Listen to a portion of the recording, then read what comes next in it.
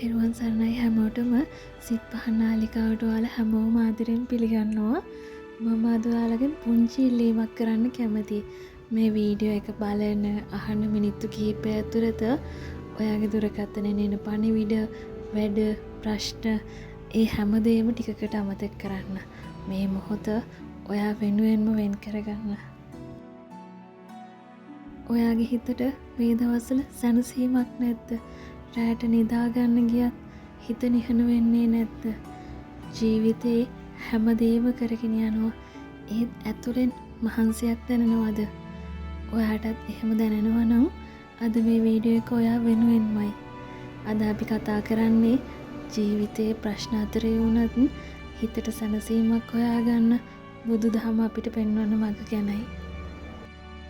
අද ලෝකය ගොඩක් වෙනස් වෙලා අපිට ජීවත් වෙන්න පහසුකම් වැඩි වෙලා ඒත් සැනසීම වැඩි වෙලාද?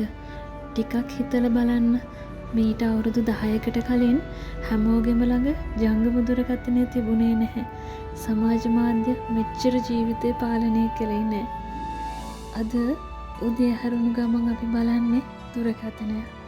රැ නින්දට යන්නේ දුරකථනයේ තිරේ දිහා බලාගෙන. අපේ ඇස්වලට විවේකයක් නැහැ. ඒ වගේම අපේ හිතටත් විවේකයක් නැහැ. අපි හැමදාම දුවනවා මුදල් හොයන්න, පවුල වෙනුවෙන්, දරුවන්ගේ අනාගතය වෙනුවෙන්, හෙට දවස ගැන හිත හිත. ඒ අතරේ අද දවසේ ජීවත් වෙන එක අපිට අමතක වෙනවා. ඒ නිසාම සමහර වෙලාවට අපිටම නොතේරෙන විදියට අපේ හිත බර වෙනවා. මට විශ්වාසයි ඔයාටත් කවදා හරි මෙහෙම හිතිලා ඇති. මමයි මෙච්චර කලබල. මට ඇයි සතුටක් දැනෙන්නේ නැත්තේ? මගේ ජීවිතේ මොකක් හරි අඩුවක්ද? ඒ වගේ දේවල්. ඉතින් අද අපි කිසිම දෙයක් බලෙන් වෙනස් කරන්න යන්නේ නැහැ. අපි කරන්න යන්නේ අපේ හිත දිහා ටික වෙලාවකට නිහඬව බලන එක විතරයි. ටිකක් හිතලා බලන්න. අපි හැමෝම මොකක් හරි දෙයක් හොයාගෙන යනවා. කෙනෙක් මුදල් හොයනවා, තවත් කෙනෙක් හොඳ රැකියාවක් හොයනවා, තවත් කෙනෙක් ලස්සන ගයක්, වාහනයක්, සාර්ථක ජීවිතයක් හොයනවා. ඒ හැම දෙයක්ම ජීවිතයට වටිනවා. ඒවා අවශ්‍යත් වෙනවා. ඒත් ඒ හැම දෙයක්ම ලැබුණා කියලා හිතට සැනසීමක් ලැබෙනවද? අද අපි දකිනවා හැම පහසුකමක්ම තිබුණත් නිදාගන්න බෙහෙත් බොන අය, hina වෙනවා වගේ පේනවා. ඒත් ඇතුලෙන් අඬන අය. අනිත් අයට ශක්තියක් වෙනවා. ඒත් Tamanට ශක්තියක් නැති අය. එහෙමනම් අපිට නැති වෙලා තියෙන්නේ මොකක්ද? සමහර විට අපිට නැති වෙලා තියෙන්නේ නිහඬව අපිත් එක්ක ඉන්න පුළුවන් හැකියාව වෙන්න පුළුවන්. අපි හැම වෙලාවෙම මොකක් හරි ශබ්දයක් එක්ක ජීවත් වෙනවා. දුරකථනය, රූපවාහිනිය, සමාජ මාධ්‍ය, කාර්යබහුලකම. ඒත් අපේ හිතේ හඬට අහුම්කම් දෙන්න වෙලාවක් අපිට තියෙනවද? ජීවිතයේ සමහර ප්‍රශ්නවලට ක්ෂණික පිළිතුරු නැහැ. ඒත් ඒ ප්‍රශ්න දිහා සංසුන්ව බලන්න අපි ඉගෙන ගත්තොත් ඒවා දරා ගන්න ශක්තිය අපි තුළම ඇති වෙනවා. ධර්මයේත් අපිට උගන්වන්නේ ජීවිතේ හැමදේම වෙනස් වෙනවා කියන සත්‍ය. සතුටත් වෙනස් වෙනවා, දුකත් වෙනස් වෙනවා. අද තියෙන ප්‍රශ්නත් හෙට වෙනස් වෙන්න පුළුවන්. ඒ නිසා මේ මොහොතේ අපි දරාගෙන ඉන්න බර ජීවිතේ පුරාවටම තියෙයි කියලා හිතන්න එපා. මට ඔයාගෙන් තව පුංචි ප්‍රශ්නයක් අහන්න ඕනේ.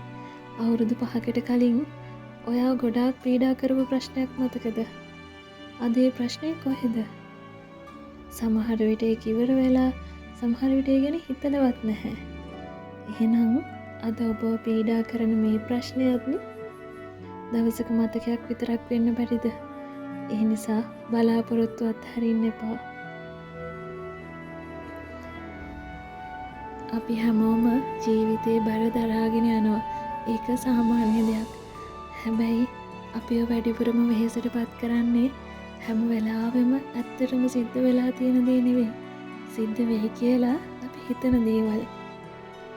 ඒ හැම සිතුවිල්ලක්ම ඇත්ත කියලා විශ්වාස කරන්න පටන් ගත්තොත් හිතට විවේකයක් නැති වෙනවා.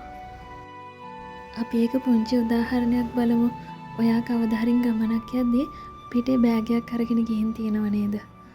මුලින් මේ බෑගය බරක් වගේ දැනෙන්නේ නැහැ.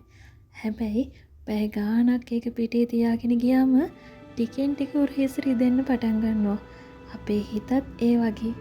කනස්සල්ල, කේන්තිය, පසුතැවීම, බය මේ හැමදේම දවසින් දවස හිතේ තියාගෙන ගියොත් අන්තිමේදී වෙහෙසටපත් වෙන්නේ අපේම හිත. ඒ නිසා අපි සමහර වෙලාවට අපෙන් මහන්න ඕනේ මම තාමත් මේ බර අරගෙන යන්න ඕනේද? සමහර දේවල් අපිට විසඳන්න පුළුවන්. සමහර දේවල් කාලයත් එක්ක වෙනස් වෙනවා. තවත් සමහරක් දේවල් අපේ පාලනයෙන් පිටයි. ඒ දේවල් බලෙන් අල්ලාගෙන ඉන්න තරමටම හිත තවත් රිදෙනවා. බුදු දහමේ අපිට නිතරම මතක් කරලා දෙන්නේ හැම දෙයක්ම වෙනස් වෙනවා කියන සත්‍ය. දුකත්, සතුටත්, සාර්ථකත්වයත්, අසාර්ථකත්වයත් කිසිම දෙයක් එකම විදියට හැමදාම පවතින්නේ නැහැ. ඒ නිසා අද ඔබ මේ මුහුණ දෙන අමාරු කාලයත් හැමදාම පවතින එකක් නෙවෙයි. අද මේ මොහොතේ ඔයාගේ හිතට ආදරයෙන් කියන්න මම හැම දෙයක්ම එක දවසින් විසඳ ගන්න ඕනේ නැහැ. මම අද එක පියවරක් ඉස්සරහට යනවා. ඒ ඇති. සමහර වෙලාවට ජීවිතය වෙනස් වෙන්න ලොකු පියවරක් අවශ්‍ය වෙන්නේ නැහැ. එක සංසුන් සිතුවිල්ලක්, එක හොඳ තීරණයක්, එක බලාපොරොත්තුවක් ඒ ඇති. හිතට සැනසීමක් තියෙන්නේ ප්‍රශ්න නැති ජීවිතයක් නෙවෙයි. ප්‍රශ්න තිබුණත් ඒවාට මුහුණ දෙන්න හිත ටිකෙන් ටික ශක්තිමත් කරගන්න ඉගෙනගෙන ඉන්න එකයි. ඉතින් ජීවිතය වෙනස් කරගන්න, හිතට සැනසීමක් ලබා ගන්න මෙන්න මේ පුංචි පියවරවල් 3 වගේ ජීවිතයට එකතු කරගෙන බලන්න.